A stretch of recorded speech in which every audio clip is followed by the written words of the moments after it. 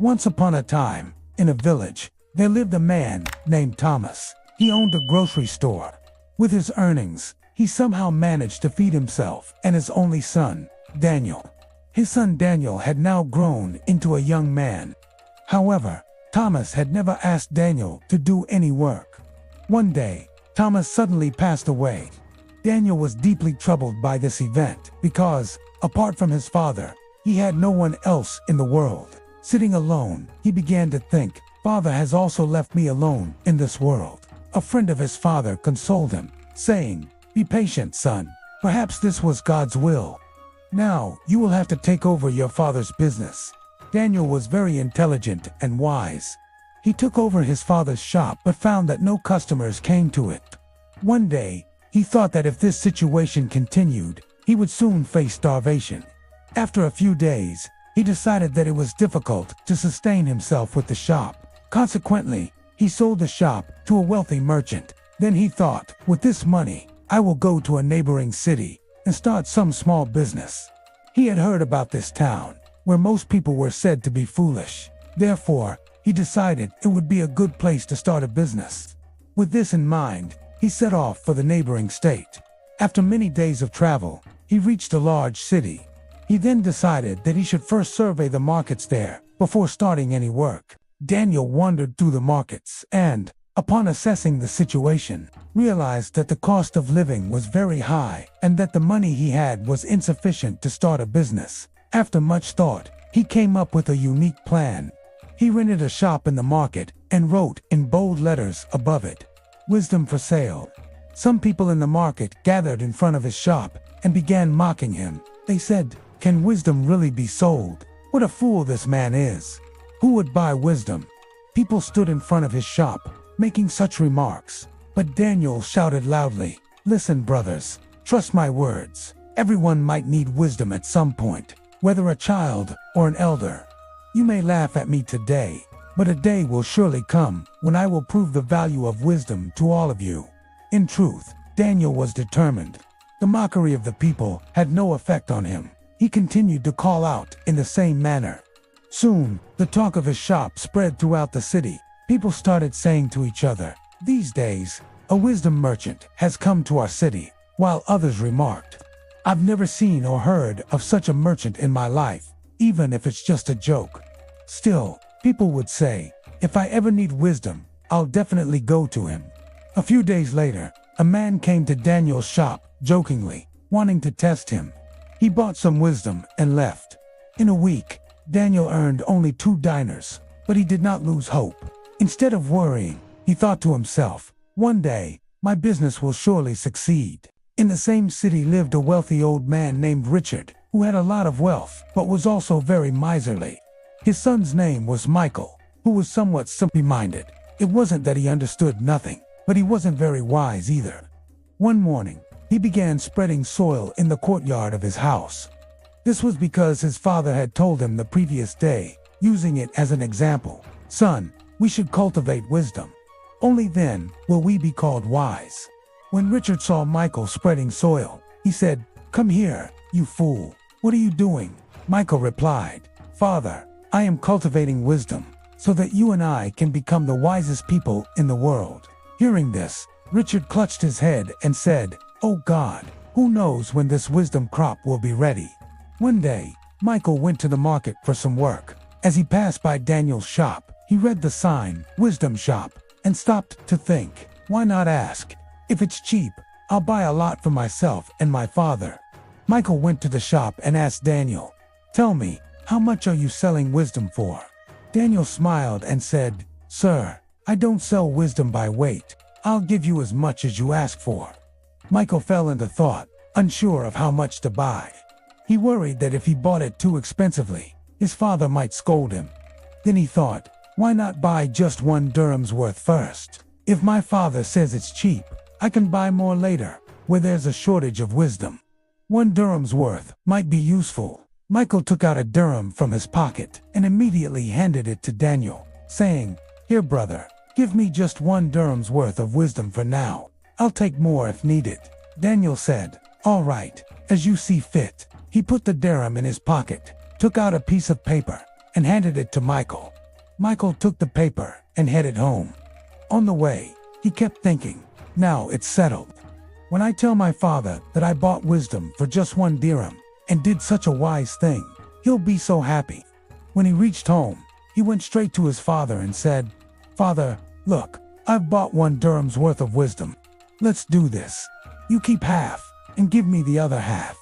Richard said in astonishment, What did you say? You bought wisdom. Show me. The paper read, It is not wise to stand and watch when 2 people are fighting. Upon reading this, Richard turned red with anger. Come here, you useless fool. You've thrown a dirham into the gutter. Everyone knows that watching others fight is not wisdom. After beating, scolding, and reprimanding his foolish son, Richard, filled with anger, went to Daniel's shop. He shouted, Oh, you dishonest man, you deceived my son, thinking him a fool. Return my money, or I'll report you to the guards. Daniel calmly replied, Sir, you're angry without reason. Your son bought wisdom of his own accord. Still, if you wish, you can return the paper to me and take your money back. Richard immediately pulled out the paper and said angrily, Take your paper and return my money. Daniel returned the money, and Richard left for home. The ruler of this state had 2 wives. One day, the maids of both queens went to the market to buy fruits and vegetables. One maid went to a shop and said, This watermelon is so green and perfectly ripe. The queen will be very happy eating it. I'll buy this first. She asked the shopkeeper, How much is this watermelon? The shopkeeper replied, Just 2 dinars, sister.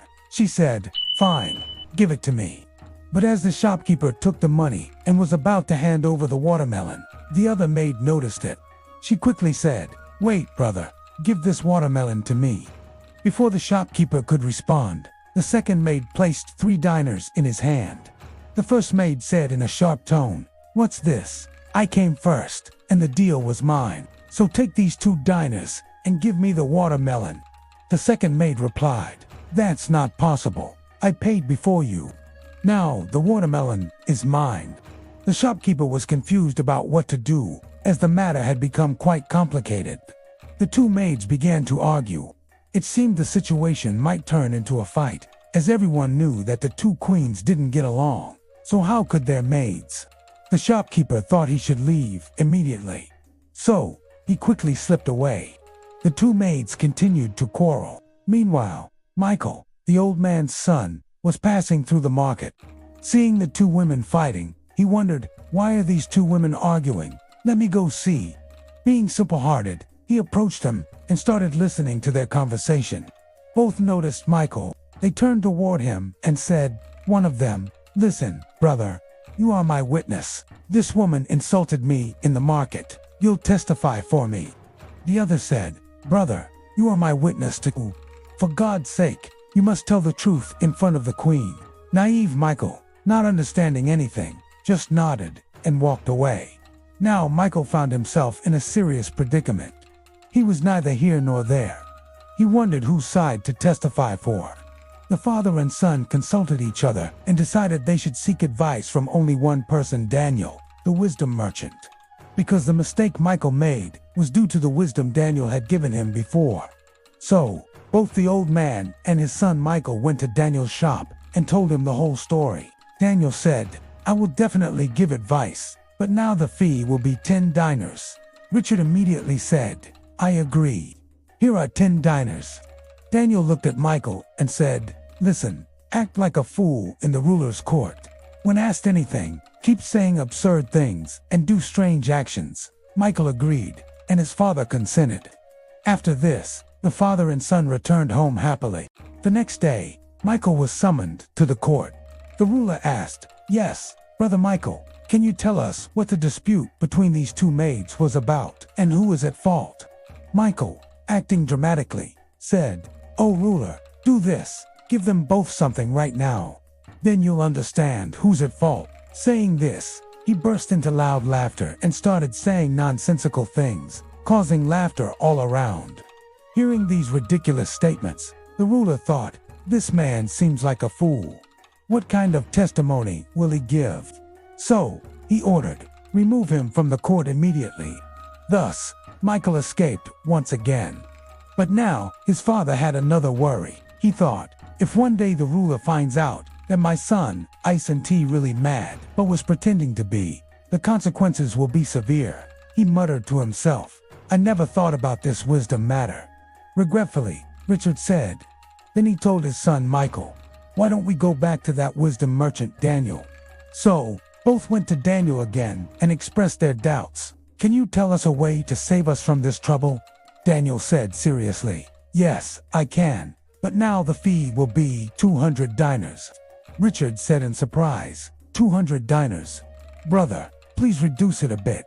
But Daniel was unwilling to lower even a single dinar, despite all the persuasion. With no other option, Richard reluctantly placed a bag of 200 dinars in front of him, saying, Take this, brother, and now give us some wisdom to get out of this trouble.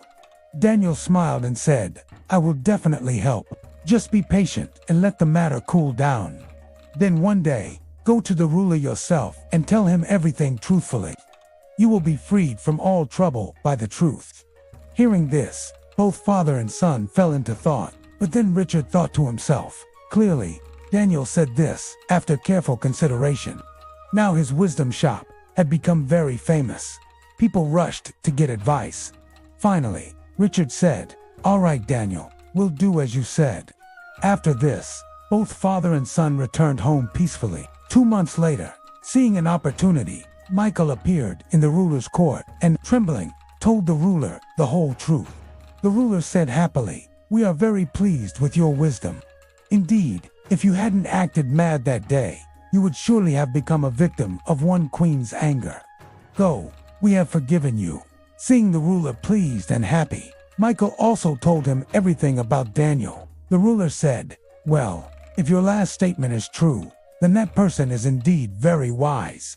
We will also buy wisdom from him. You may go now. The next day, the ruler summoned Daniel to the court. When Daniel arrived, the ruler said, Listen, O wisdom merchant, we've heard a lot about you.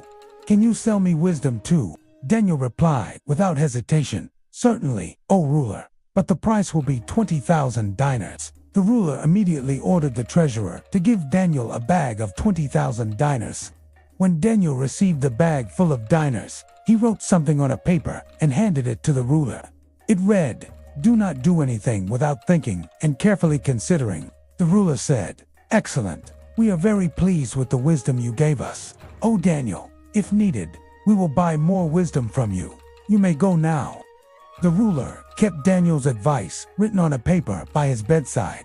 He would look at it repeatedly and say, What a wise thing this person has said. A few days passed, and suddenly the ruler fell ill. Seeing this, the vizier, who had been plotting to remove the ruler for a long time, found this a suitable opportunity. So, the vizier bribed the royal physician to support him. One day, he prepared a poisoned medicine and sent the physician to the ruler. The physician reached the ruler and said, O ruler, take this special medicine. I am certain that using it will cure you immediately. The ruler looked at the medicine. Suddenly, for some reason, Daniel's advice came to his mind. Do not do anything without thinking, and do not trust anyone immediately. Recalling this, the ruler paused. He began to examine the medicine closely and thought for a moment. Then his gaze fell on the physician. The physician, seeing the ruler's intense stare, grew nervous. His face turned pale, and he fell to his knees, pleading, Forgive me, ruler. It's not my fault. I was pressured by the vizier. At his insistence, I mixed poison in your medicine. The ruler fell into deep thought. Is this really the wisdom Daniel gave me, which saved my life today? The ruler immediately summoned the vizier. When the vizier arrived, he said in a panicked tone, O ruler, hear me out. I did nothing. The ruler said in a very serious manner, We have fully recovered. But vizier, your face shows signs of illness. Let's do this. Take the same medicine our royal physician prepared. You'll be healthy soon. The vizier's face turned pale. He immediately realized his plot had been exposed. He fell at the ruler's feet and begged, Forgive me. I have committed a grave sin. The ruler's face turned red with anger. He ordered the physician and vizier to be imprisoned immediately and appointed Daniel as his chief advisor.